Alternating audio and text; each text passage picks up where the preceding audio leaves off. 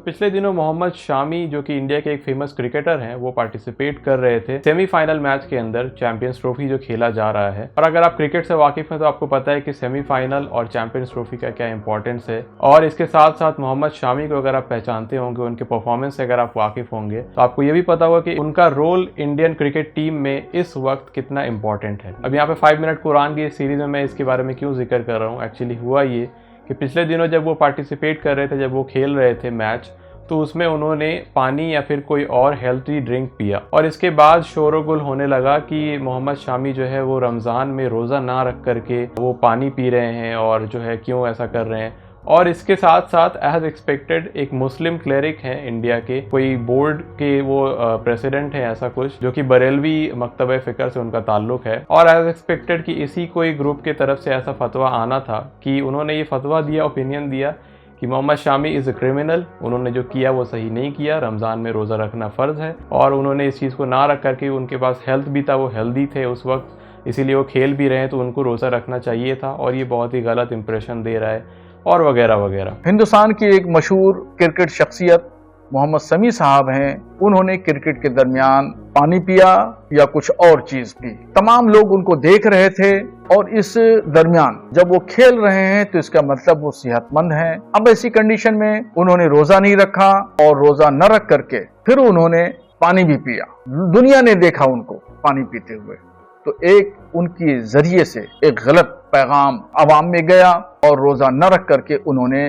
गुनाह का काम किया। तो उनको ऐसा नहीं करना चाहिए और वो शरीयत की नजर में वो मुजरिम हैं और गुनहगार हैं। खुदा के यहाँ उनको जवाबदेह होना पड़ेगा। एज एक्सपेक्टेड एक बरेलवी मुस्लिम क्लेरिक्स के तौर पर जो भी हम लोग एक्सपेक्ट कर सकते हैं, वही कुछ उन्होंने ओपिनियन दिया। अब यहाँ पे ये मामला काफ़ी सेंसिटिव है। फर्स्ट ऑफ ऑल हम लोग ये जानने की कोशिश करेंगे कि क्या एक्सेप्शंस कुछ मौजूद हैं फास्टिंग के लिए, कि क्या हम लोग रोज़ा कभी छोड़ सकते हैं, ये ऑप्शन क्या हमें खुदा ने दिया है। तो कुरान में 2nd चैप्टर सूरह अल बकरा के अंदर वर्स 184 में ये आता है, जहाँ पे गॉड जिक्र करते हैं कि कौन लोग फास्टिंग यानी रोज़ा को अवॉइड कर सकते हैं किसी वजह से। इससे पिछले वर्स में ये वर्स शुरू होती है जहाँ पे हम लोगों को फेमसली ये जो आयत है वो हम लोग काफ़ी हमने सुना है रमज़ान के इस कॉन्टेक्स्ट पे कि या अय्युहल लज़ीना आमनू कुतिबा अलैकुमुस सियाम कमा कुतिबा अलल लज़ीना मिन क़ब्लिकुम लअल्लकुम तत्तक़ून, ए ईमान वालों रोज़ा रखो उस तरह जिस तरह से तुमसे पिछले लोगों पर फर्ज किया गया था। लेकिन इसी वर्ष के आगे कंटिन्यू करते हुए गॉड फरमाते हैं कि कौन लोग फास्टिंग को अवॉइड कर सकते हैं, कौन लोग रोज़े को छोड़ सकते हैं। उसमें अल्लाह 2 टाइप के लोगों के जिक्र करते हैं, एक जो इल यानी बीमार हैं और दूसरे जो ट्रैवलर्स हैं यानी कि जो सफ़र कर रहे हैं। इनके लिए गॉड ने यह ऑप्शन दिया है कि ये अगर चाहें तो रमज़ान के अलावा इक्वल नंबर ऑफ डेज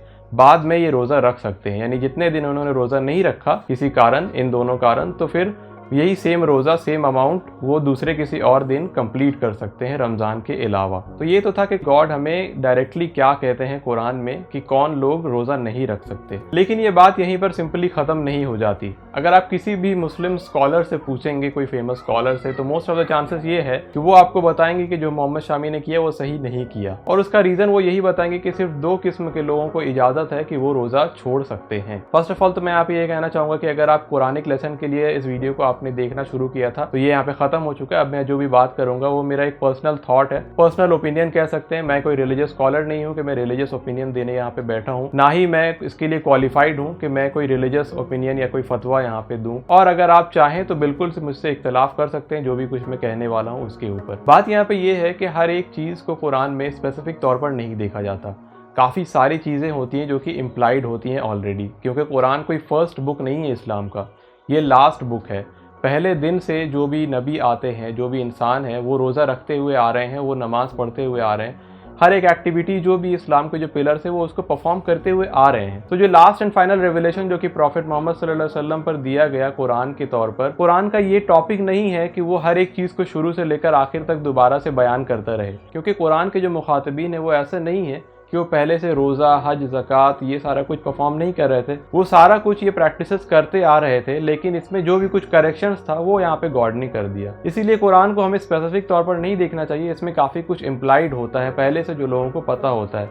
जो कि इस्लाम में सुन्नत के जरिए ट्रांसफर होता है। इसीलिए ये सब कहने का मेरा मकसद ये था कि हमें हर एक चीज को स्पेसिफिक तौर पर नहीं लेना चाहिए, काफी कुछ इम्प्लीकेशन ऑलरेडी होता है। इसीलिए यहाँ पे जब कुरान दो किस्म के लोगों की बात कर रहा है तो जनरली ये समझ में आता है कि हर एक शख्स जिसकी कोई मजबूरी है तो वो उसको रोजा छोड़ सकता है, अगर कोई जेन्युइन उसकी मजबूरी है तो। मैं एक एग्जाम्पल के तौर पर आपको बताना चाहूंगा कि अगर आपका कोई एग्जाम चल रहा है, अगर आप कोई स्टूडेंट हैं और अगर आप किसी तरह से किसी स्कॉलर से आप जाकर के एडवाइस लेते हैं कि आपके ऊपर काफ़ी कुछ रिस्पॉन्सिबिलिटी है, ये है वो है, वो शायद आपको इजाज़त दे दें कि आप रोज़ा छोड़ सकते हैं और दूसरे दिन रख सकते हैं। बट यहाँ पर प्रॉब्लम ये आ जाता है कि जब मोहम्मद शमी इंडिया के लिए खेल रहे हैं और हम सबको पता है कि उनका रोल इंडिया टीम में क्या है और करंट सिचुएशन भी क्या है इंडिया टीम की, कितना ज़रूरी है उनका इन मैचेस को खेलना, और ये एक तरह से उनके ऊपर एक नेशनल ड्यूटी भी है। इसीलिए मैं इस चीज़ से सहमत नहीं हूँ कि मोहम्मद शमी का ऐसा करना कोई बहुत ज़्यादा कोई प्रॉब्लमेटिक चीज़ था। फर्स्ट ऑफ ऑल जो हमारा दीन है, जो रिलीजन है, वो एक पर्सनल चीज़ होता है, वो एक पर्सनल चॉइस ही होना चाहिए। उसको इस तरह से पब्लिकली कहना कि किसी ने रोज़ा नहीं रखा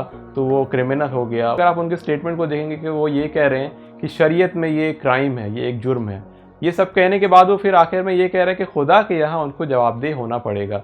तो भाई जब उनको खुदा के यहाँ ही जवाबदेह होना पड़ेगा तो आप उनको क्यों जवाबदेह ठहरा रहे हैं? वो आपको तो जवाबदेह नहीं ना है, या फिर किसी और को भी खुदा के अलावा। तो जो भी कुछ उन्होंने किया, उनके पास जो भी एक्सक्यूज था वो वैलिड था या नहीं था, हम उसको डिस्कस नहीं करेंगे क्योंकि उनका पर्सनल मैटर है। उनको जो सही लगा उन्होंने वो किया। मैंने यहाँ पर ये डिस्कस किया कि नेशन के तौर पर, नेशनल ड्यूटी के तौर पर उन्होंने इस चीज़ को अगर अवॉइड किया भी तो ये कोई बहुत बड़ा क्राइम नहीं था। और बाकी मैंने इस वीडियो में जो भी कुछ अपने ओपिनियन के तौर पर कहा उसको आप मेरा ओपिनियन के तौर पर ही लीजिएगा, उसको कोई रिलीजियस ओपिनियन यानी कि फतवे के तौर पर मत लीजिएगा। मैं कोई रिलीजियस स्कॉलर नहीं हूँ, मैं एक स्टूडेंट हूँ। मैंने जो भी कुछ ओपिनियन दिया है वो मेरा पर्सनल ओपिनियन है, मेरा पर्सनल थॉट है। ऐसा कोई ज़रूरी नहीं है कि आप मेरी बात को एग्री करें, आप बिल्कुल डिसएग्री कर सकते हैं। डिसएग्री अगर करते हैं तो ज़रूर बताइएगा कि उसके पीछे क्या रीज़न है कॉमेंट्स में। मैं ज़रूर आपके कॉमेंट्स को पढ़ूंगा और अगर मैं गलत हूँ तो फिर मैं ज़रूर कोशिश करूँगा कि मैं अपने आप की इस्लाह करूँ। मैं मिलूँगा आपके साथ फिर से एक नए वीडियो में, तब तक के लिए अलविदा।